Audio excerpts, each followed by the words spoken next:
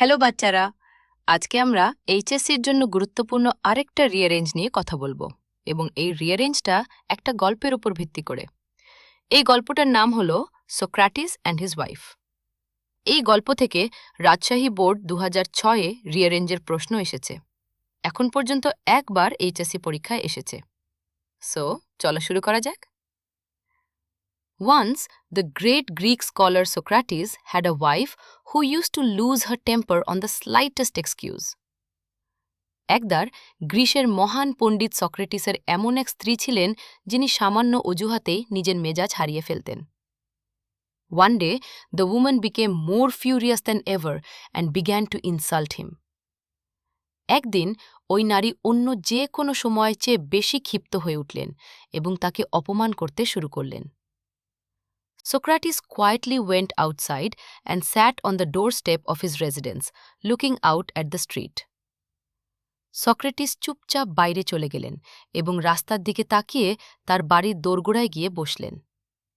When his wife found that her husband was not paying the least bit of attention to her words, she went up to him with a bucket full of water and poured it over him.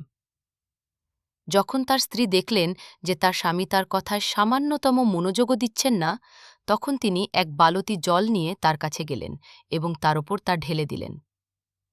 The passers-by on the street were highly amused by the incident. রাস্তার পথচারীরা এই ঘটনায় বেশ মজা পেলেন। Socrates joined them in their laughter and quietly remarked, "I was expecting this. I know that after thunder comes rain." সক্রেটিসও তাদের হাসিতে যোগ দিলেন এবং শান্তভাবে মন্তব্য করলেন, "আমি এটাই আশা করছিলাম। আমি জানি যে বজ্রপাতের পরেই বৃষ্টি আসে।" এই গল্পটা এতটুকুই।